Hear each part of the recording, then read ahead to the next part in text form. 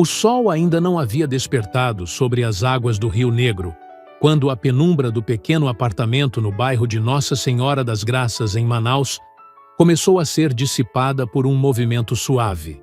Renata, uma mulher de fibra e doçura, aproximou-se da cama de seu pequeno Mateus, um menino de apenas 7 anos de idade, que era a luz de sua existência. Com um beijo terno na testa, ela o despertou, enquanto o aroma do café recém-passado e do pão de queijo quentinho preenchia o ambiente humilde, mas imensamente acolhedor. Aquele cheiro era o porto seguro de Mateus, o sinal diário de que sua mãe estava ali, e de que enquanto estivessem juntos, o mundo lá fora não poderia lhes fazer nenhum mal. Renata trabalhava como governanta na luxuosa mansão de Samuel, localizada no sofisticado bairro da Ponta Negra, há cerca de 3 anos, e sua rotina era de uma disciplina admirável. Ela saía muito cedo, enfrentando o calor úmido da capital amazonense, e retornava ao final da tarde para dedicar cada segundo de seu tempo livre ao crescimento e à educação de seu filho. No entanto, havia um ritual que Mateus achava curioso e um pouco cansativo, que acontecia religiosamente a cada 2 semanas nos sábados ensolarados. Quando não precisava trabalhar na mansão, Renata tomava a mão pequena do filho e iniciavam uma caminhada que parecia um treinamento silencioso para algo que o menino ainda não conseguia compreender. Eles partiam de sua casa e percorriam o trajeto exato até os portões imponentes da propriedade de Samuel, mas nunca tocavam a campainha ou pediam para entrar. Eles apenas chegavam ao destino, observavam os detalhes da fachada e faziam o caminho de volta repetindo as instruções como se fossem versos de uma oração importante. Renata, com sua voz suave, mas carregada de uma urgência contida, pedia que Mateus memorizasse cada ponto de referência ao longo do caminho. Ela apontava para a mercearia da esquina com o toldo verde, para a padaria que exalava o cheiro de doce de cupuaçu e para o parque onde os balanços já mostravam as marcas do tempo e da ferrugem. Meu filho, preste muita atenção em cada detalhe deste trajeto, pois este conhecimento pode ser a sua bússola um dia, dizia Renata, enquanto caminhavam pela avenida principal em direção à Ponta Negra.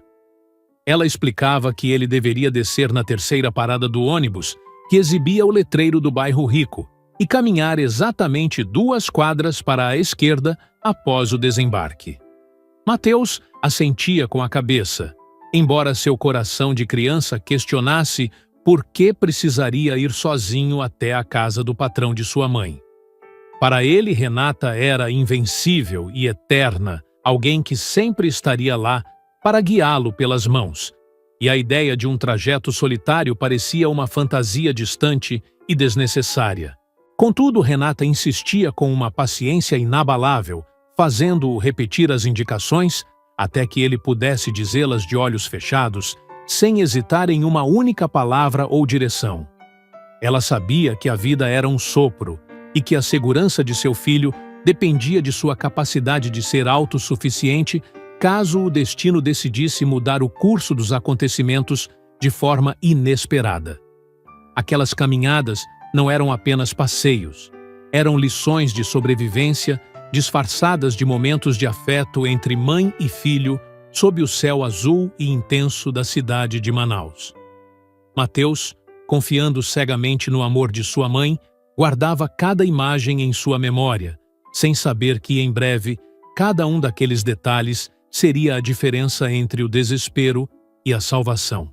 Samuel era um homem de 28 anos de idade, dono de uma fortuna considerável, mas que mantinha uma alma surpreendentemente simples e um olhar carregado de empatia. Diferente de muitos de seu círculo social, ele tratava todos os seus funcionários com um respeito genuíno, reconhecendo a dignidade em cada tarefa desempenhada dentro de sua vasta propriedade. Desde o primeiro dia em que Renata apareceu para solicitar o emprego, Samuel percebeu nela uma força silenciosa e uma integridade que o impressionaram profundamente. Ele a recebeu pessoalmente, oferecendo-lhe um suco de graviola gelado e conversando como se fossem velhos conhecidos, eliminando qualquer barreira de classe social naquele primeiro encontro. Com o passar dos meses e anos, Samuel começou a notar os pequenos gestos de dedicação de Renata, como o fato de ela chegar sempre 15 minutos antes do horário combinado, ou o carinho com que organizava sua biblioteca pessoal. Ele via o brilho nos olhos dela sempre que mencionava Mateus, e em uma tarde em que ela precisou levar o menino ao trabalho por falta de quem o cuidasse, Samuel ficou encantado. O milionário ajoelhou-se na altura da criança, perguntou sobre seus sonhos e presenteou-o com um pequeno carrinho de madeira que guardava de sua própria infância, criando um laço instantâneo de amizade com o pequeno visitante. A generosidade de Samuel não parava em pequenos gestos. Ele genuinamente se preocupava com o bem-estar de Renata e Mateus, ciente das dificuldades que enfrentavam morando longe e dependendo de transporte público. Em diversas ocasiões, ele ofereceu uma das alas vazias de sua imensa mansão para que eles pudessem morar, argumentando que Mateus teria acesso a melhores escolas e que Renata não precisaria mais enfrentar as longas viagens diárias. No entanto, Renata sempre recusava com um sorriso triste e um olhar que parecia esconder um segredo guardado a 7 chaves nas profundezas de sua alma. Senhor Samuel, sua bondade é um presente que guardo no coração, mas não desejo abusar de sua hospitalidade de forma alguma, respondia ela invariavelmente, baixando os olhos para evitar o escrutínio do patrão. Samuel, embora sentisse que havia algo mais por trás daquela recusa, nunca insistia de forma agressiva, respeitando o espaço e a privacidade da mulher que tanto admirava. Ele percebia que Renata valorizava sua independência acima de tudo, mas não conseguia deixar de sentir uma pontada de preocupação sempre que a via partir ao final do expediente, sumindo na agitação da cidade. Naquela noite, ao retornar para o apartamento em Nossa Senhora das Graças, Renata abraçou Mateus com uma força incomum, como se quisesse protegê-lo de todas as incertezas do universo. Ela sussurrou em seu ouvido as instruções que ele já conhecia de cor, mas desta vez sua voz carregava um peso emocional que fez o menino estremecer levemente. Se algum dia eu não chegar em casa, se a noite passar e o sol nascer sem que eu esteja aqui, prometa-me que irá procurar o Senhor Samuel, pediu ela. Mateus, com os olhos arregalados, prometeu que o faria embora tenha recebido de volta a mentira reconfortante de que ela sempre voltaria, uma promessa que o destino estava prestes a desafiar rudemente. O silêncio que preenchia o apartamento naquela manhã era diferente de tudo o que Mateus já havia experimentado em seus 7 anos de vida. Era um silêncio pesado, frio e assustador. Ele acordou sentindo um aperto estranho no estômago e, ao olhar para a porta do quarto de sua mãe, percebeu que a luz do corredor não estava acesa e o som habitual da cafeteira estava ausente. Caminhou descalço pelo piso frio, chamando por ela com uma voz que mal saía de sua garganta, esperando encontrar Renata na cozinha ou na sala, talvez descansando após uma noite exaustiva de trabalho extra. No entanto, ao abrir a porta do quarto dela, deparou-se com a cama perfeitamente arrumada, exatamente como fora deixada na manhã anterior, sem qualquer sinal de que alguém tivesse dormido ali. O desespero começou a subir por seu peito como uma maré indomável, e ele correu por todos os cômodos gritando o nome da mãe e esperando ouvir uma resposta que nunca vinha. Ele se sentou no sofá, abraçando a almofada que ainda conservava o perfume suave de flores que Renata usava, e ficou observando o relógio da parede marcar as horas com uma lentidão que parecia eterna. Lá fora, a cidade de Manaus fervilhava com o barulho dos carros e o pregão dos vendedores ambulantes, mas dentro daquele apartamento o tempo parecia ter congelado em um momento de angústia pura. Mateus não comeu, não ligou a televisão e não brincou com seus carrinhos. Ele apenas esperou ouvindo atentamente cada passo no corredor do prédio, correndo até a porta sempre que ouvia o som de chaves. Mas a porta nunca se abriu para revelar o rosto amado de sua mãe. E quando o sol se pôs novamente e a escuridão tomou conta de tudo, o menino compreendeu que o cenário que Renata tanto temia havia se tornado realidade. Ele se encolheu no sofá, lembrando-se das palavras de sua mãe sobre a fragilidade da vida e a importância de ser corajoso nos momentos de maior provação. As caminhadas até a Ponta Negra, que antes pareciam apenas um exercício cansativo, agora ganhavam um significado vital e sagrado em sua mente infantil. Ele percebeu que Renata o estivera treinando para este exato momento, fornecendo-lhe as ferramentas necessárias para não se perder no mundo se ela não estivesse mais lá para guiá-lo. Com uma determinação que não pertencia a uma criança de sua idade, ele decidiu que, ao amanhecer, cumpriria a promessa que fizera a ela. A noite foi a mais longa de sua existência, povoada por sombras que pareciam ganhar vida e por ruídos que o faziam saltar de susto a cada instante. Ele chorou em silêncio, sentindo-se a criatura mais solitária do planeta, mas manteve o foco na missão que precisava realizar para salvar sua mãe e a si mesmo. Quando os primeiros raios de luz atravessaram a janela, Mateus levantou-se, lavou o rosto com água gelada para afastar o cansaço e vestiu sua camiseta vermelha favorita e seus tênis que já apertavam um pouco os dedos.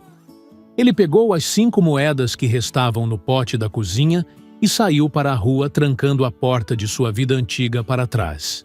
A jornada de Mateus pelas ruas de Manaus foi um teste de resistência física e emocional para um menino de apenas 7 anos de idade que nunca havia saído sozinho de seu bairro.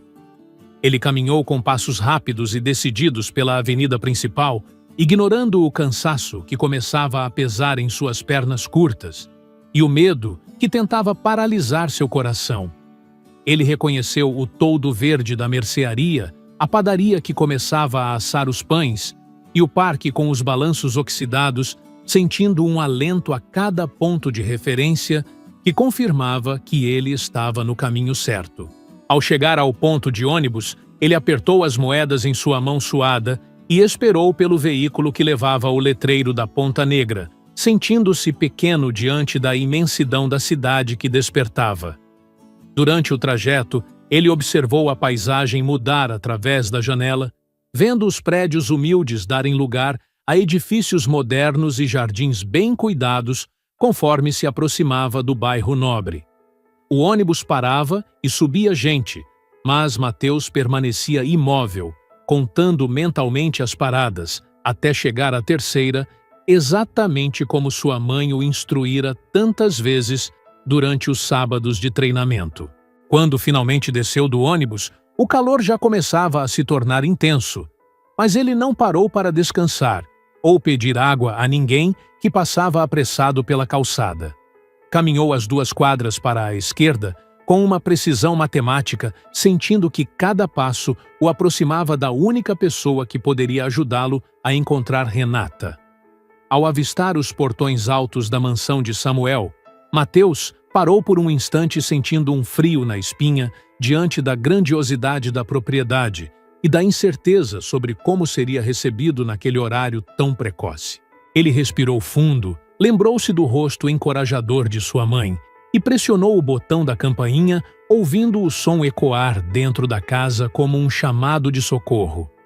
Os segundos que se seguiram pareceram horas e ele quase pensou em fugir quando ouviu passos se aproximando da entrada principal de forma apressada. A porta se abriu e Samuel apareceu ainda vestindo seu pijama de seda e com o cabelo bagunçado pelo sono, mas sua expressão de cansaço transformou-se instantaneamente em choque ao ver o filho de Renata ali sozinho e com os olhos transbordando de uma tristeza profunda. Mateus, meu Deus, o que aconteceu, pequeno? Onde está a sua mãe? Perguntou Samuel, ajoelhando-se imediatamente para acolher o menino em seus braços fortes e protetores. O menino, que havia sido um soldado valente durante toda a noite e toda a caminhada, finalmente desabou, permitindo que os soluços e as lágrimas guardadas fluíssem sem controle. Ele contou, entre frases entrecortadas, que Renata não havia voltado para casa e que ele a esperara durante todo o tempo, cumprindo agora a promessa de procurar ajuda na mansão da Ponta Negra. Samuel sentiu uma dor aguda no peito ao perceber o peso da responsabilidade que aquele menino carregava e jurou a si mesmo que não descansaria até encontrar Renata. Samuel agiu com uma rapidez e eficiência que apenas alguém movido por um propósito maior poderia demonstrar, transformando sua sala de estar em um centro de comando improvisado. Ele levou Mateus para dentro, entregou-o aos cuidados de Márcia, sua fiel governanta que acabara de chegar, e começou a fazer ligações incessantes para todos os hospitais e delegacias da capital amazonense. Ele descrevia Renata com uma precisão que revelava o quanto ele prestava atenção nela, sua altura, seus traços delicados, o tom de sua voz e a cor de seus olhos. Mateus, sentado no sofá com um prato de comida que mal conseguia tocar, observava o homem que tanto admirava lutar por sua família. As horas passavam e as respostas negativas se acumulavam, aumentando a tensão dentro da mansão, enquanto o sol atingia o zênite sobre Manaus. Samuel não se dava por vencido, mesmo quando a polícia informou que eram necessárias 48 horas de ausência para registrar um desaparecimento formal. Ele sabia que Renata nunca deixaria Mateus sozinho por vontade própria, e que algo grave devia ter acontecido para impedi-la de voltar ao lar. Sua angústia crescia a cada minuto de silêncio, e ele se sentia impotente diante da imensidão de uma cidade que parecia ter engolido a mulher que ele secretamente amava. Finalmente, após dezenas de ligações frustradas, uma enfermeira do Hospital Pronto Socorro, 28 de agosto, mencionou a entrada de uma mulher sem identificação, que havia sofrido um acidente de trânsito na noite anterior. Samuel sentiu seu sangue congelar ao ouvir a descrição física que batia perfeitamente com a de Renata, incluindo uma pequena cicatriz que ela tinha no pulso direito. Sem perder um segundo, ele pegou as chaves do carro e chamou Mateus, tentando manter uma voz firme para não assustar ainda mais o pequeno, embora suas mãos tremessem visivelmente, enquanto ele guiava pelas avenidas da cidade. O hospital era um cenário de caos controlado com cheiro de desinfetante e o som constante de macas e aparelhos médicos, o que fez Mateus apertar a mão de Samuel com uma força desesperada. Eles foram recebidos por Nádia, uma enfermeira veterana, de olhar compassivo, que os conduziu até a unidade de terapia intensiva, onde Renata estava lutando por sua vida. Samuel precisou mentir na recepção, afirmando que Mateus era seu filho e que Renata era sua esposa, para garantir que ambos pudessem entrar e vê-la naquele momento crítico, um gesto que revelava a profundidade de seu compromisso com eles. Ao entrarem no quarto, o coração de Samuel quase parou ao ver Renata tão pálida e conectada a tantas máquinas que emitiam sons rítmicos e artificiais de vida. Ela tinha faixas na cabeça e hematomas pelo corpo, mas seu rosto conservava uma serenidade que contrastava com a gravidade da situação descrita pelo médico, o Dr. Danilo. O médico explicou que ela fora atropelada por um motorista que fugiu sem prestar socorro e que sua condição era instável devido a um traumatismo craniano, mas que as próximas horas seriam decisivas. Mateus aproximou-se da cama e sussurrou o nome da mãe, enquanto Samuel, em silêncio, fazia uma promessa solene, de que se ela voltasse, eles nunca mais teriam que enfrentar o mundo sozinhos. Os dias que se seguiram foram uma prova de fogo para a paciência e a fé de Samuel e Mateus, que passaram a viver em uma rotina dividida entre a mansão e o hospital. Samuel assumiu o papel de pai de forma integral, cuidando da alimentação do sono e até mesmo da escola de Mateus, garantindo que o menino se sentisse seguro em meio à tempestade. Eles visitavam Renata todos os dias, levando flores frescas e contando histórias sobre o que haviam feito, acreditando que em algum lugar profundo de sua consciência ela pudesse ouvi-los e sentir que não estava abandonada. Mateus desenhava figuras coloridas para decorar o quarto de hospital, tentando trazer um pouco da alegria de sua infância para aquele ambiente estéril e carregado de preocupação.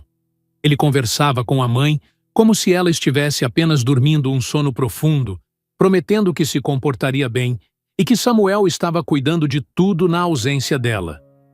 O milionário observava a maturidade do menino com uma mistura de orgulho e tristeza, percebendo que aquela criança havia sido forçada a crescer rápido demais pelas circunstâncias cruéis da vida, mas que mantinha um coração de ouro puro. Samuel, por sua vez, usou todos os seus recursos para garantir que Renata recebesse o melhor tratamento médico disponível, trazendo especialistas de outras cidades para avaliar o caso dela. Ele passava noites em claro na cadeira ao lado da cama dela, segurando sua mão e refletindo sobre o quanto sua própria existência havia mudado desde que Mateus batera à sua porta. Ele percebeu que sua mansão luxuosa nunca fora um verdadeiro lar, até que a presença e a memória daquelas duas pessoas o preencheram com um propósito que o dinheiro jamais poderia comprar. Cerca de 3 semanas após o acidente, em uma tarde em que o céu de Manaus estava tingido de um laranja vibrante pelo pôr do sol, o milagre que todos aguardavam finalmente aconteceu.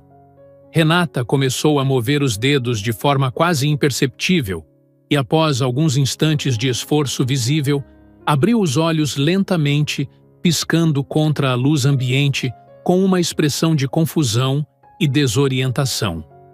Mateus, que estava sentado no chão, brincando com o carrinho de madeira que Samuel lhe dera, saltou de alegria ao ver o olhar da mãe se focar nele, soltando um grito de felicidade que ecoou pelo corredor do hospital. A recuperação foi lenta e exigiu sessões exaustivas de fisioterapia, mas a presença constante de Samuel e Mateus foi o combustível que Renata precisava para não desistir diante das dificuldades. Ela reaprendeu a falar, a comer e a dar os primeiros passos, com uma determinação que deixava os médicos e enfermeiros admirados com sua resiliência.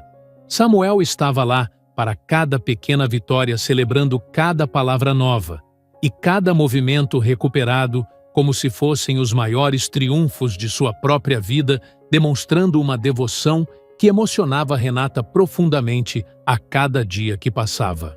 Em uma tarde tranquila, enquanto Renata descansava em uma poltrona confortável na mansão de Samuel, para onde fora levada após receber alta hospitalar, os dois finalmente tiveram uma conversa profunda sobre o passado. Samuel, movido por uma intuição que o perseguia desde o acidente, perguntou por que ela sempre recusara sua ajuda e por que parecia carregar um fardo tão pesado de segredos. Renata olhou para ele com olhos marejados, percebendo que não poderia mais esconder a verdade de um homem que havia dado tudo de si para salvá-la e proteger seu filho de forma tão altruísta. Ela revelou que eles já se conheciam muito antes da mansão na Ponta Negra. Haviam estudado na mesma escola secundária na cidade de Coari, no interior do Amazonas, antes de suas famílias se mudarem para a capital. Samuel ficou em choque, tentando resgatar em sua memória a imagem de uma menina tímida e inteligente que sempre se sentava no fundo da sala e que uma vez o ajudara com um trabalho de literatura. Renata confirmou que era ela e que guardara aquela lembrança com carinho durante todos os anos, embora acreditasse que ele, agora um homem de tanto sucesso, jamais se lembraria de alguém tão simples quanto ela fora. Renata confessou que quando conseguiu o emprego na mansão, reconheceu-o instantaneamente, mas sentiu vergonha de sua situação atual e temia que ele pudesse pensar que ela estava tentando se aproveitar de uma conexão do passado. Ela explicou que as caminhadas com Mateus eram sua forma de garantir que, se algo acontecesse, ele soubesse onde encontrar a única pessoa em quem ela confiava plenamente, mesmo que de longe. Samuel sentiu um nó na garganta ao ouvir o relato de tanta luta e sacrifício, percebendo que a conexão entre eles fora tecida pelos fios invisíveis do destino muito antes de ele se tornar um milionário. Ele contou a ela que também se lembrava daquela menina de Coari e que, embora a vida o tivesse levado por caminhos de riqueza material, ele sempre sentira um vazio que nenhuma conquista profissional conseguira preencher. Samuel admitiu que se apaixonara por Renata, não apenas pela mulher que ela era agora, mas pela alma resiliente que ele já vislumbrava na adolescência e que agora brilhava com uma luz ainda mais intensa. Eles compartilharam risadas e lágrimas, redescobrindo um ao outro através das camadas de tempo e experiência que os haviam moldado até aquele momento único de reencontro sincero. A revelação do passado comum serviu como o alicerce final para uma relação que já estava fundamentada na gratidão e no respeito mútuo, transformando a dinâmica entre patrão e funcionária em algo muito mais profundo e eterno. Samuel pediu que ela nunca mais se sentisse inferior ou envergonhada, pois sua força e sua integridade eram as maiores riquezas que ele já encontrara em toda a sua vida. Eles selaram aquela conversa com a promessa de que não haveria mais segredos entre eles e que a partir daquele dia construiriam um futuro onde o amor e a verdade seriam as leis que governariam seu lar na Ponta Negra. A vida na mansão de Samuel transformou-se completamente com a presença definitiva de Renata e Mateus, que trouxeram uma alegria e um calor humano que as paredes luxuosas nunca haviam conhecido antes. Mateus agora frequentava uma escola de excelência, onde descobria novos talentos e fazia amigos, sempre retornando para casa com histórias entusiasmadas sobre suas descobertas diárias. Renata, totalmente recuperada, assumiu a gestão da casa não mais como uma empregada, mas como a parceira de vida de Samuel, trazendo sua sabedoria e seu toque pessoal para cada detalhe da rotina da família que se formava. Em uma noite estrelada, Samuel organizou um jantar especial no jardim da mansão, sob o céu imenso de Manaus, com a presença de novos personagens que haviam se tornado essenciais em suas vidas. Dona Dulce, uma vizinha idosa e sábia, que se tornara uma avó postiça para Mateus, e o doutor Danilo, que agora era um grande amigo da família. Samuel pediu a atenção de todos e, com um olhar carregado de emoção, ajoelhou-se diante de Renata e pediu que ela o aceitasse como seu marido e como pai oficial de Mateus por toda a eternidade. Com o consentimento alegre do menino e as lágrimas de felicidade de Renata, eles celebraram o início de um novo capítulo marcado pela união indestrutível. A jornada de Renata e Samuel nos ensina que a vida, em sua infinita complexidade, muitas vezes nos conduz por caminhos tortuosos, para que possamos valorizar a chegada ao destino final com muito mais intensidade e gratidão. Para aqueles que já percorreram muitas décadas de vida, como os mais velhos entre nós, fica a lição de que o tempo não é um inimigo que apaga o passado, mas um artesão que esculpe nossas almas através das provações e das esperas silenciosas. A história deste encontro nos mostra que o amor verdadeiro não é apenas um sentimento passageiro, mas uma decisão diária de cuidar, proteger e honrar aqueles que cruzam nosso caminho de forma significativa, mesmo quando as circunstâncias parecem desfavoráveis. Muitas vezes, passamos anos guardando silêncios e medos, acreditando que nossas lutas nos tornam menores diante do mundo, quando, na verdade, é a nossa capacidade de resistir e manter a integridade que nos confere a verdadeira nobreza de espírito. Renata, em sua humildade, possuía uma riqueza interior que Samuel, com todos os seus milhões, só conseguiu alcançar quando abriu seu coração para a vulnerabilidade e para a aceitação do outro em sua totalidade. Esta é uma reflexão poderosa para todos nós.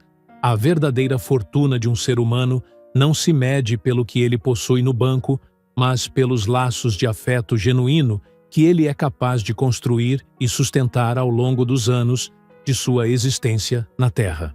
A experiência de viver muitos anos nos ensina que nada é por acaso e que cada pessoa que passa por nossa vida deixa uma semente que pode florescer no momento mais inesperado, trazendo cor e perfume para um inverno que parecia eterno. A coragem de um menino de 7 anos de idade e a dedicação de um homem que escolheu ser pai pelo coração nos lembram que a família é uma construção de almas e não apenas de sangue, e que o amor é a única força capaz de realizar milagres reais diante dos nossos olhos cansados. Que possamos olhar para trás em nossas próprias trajetórias e reconhecer os Mateus e as Renatas que nos ensinaram a ser melhores, entendendo que o maior legado que podemos deixar é a lembrança de que fomos capazes de amar incondicionalmente e de estender a mão quando o mundo parecia ter fechado todas as portas para alguém que precisava apenas de um pouco de luz e de esperança.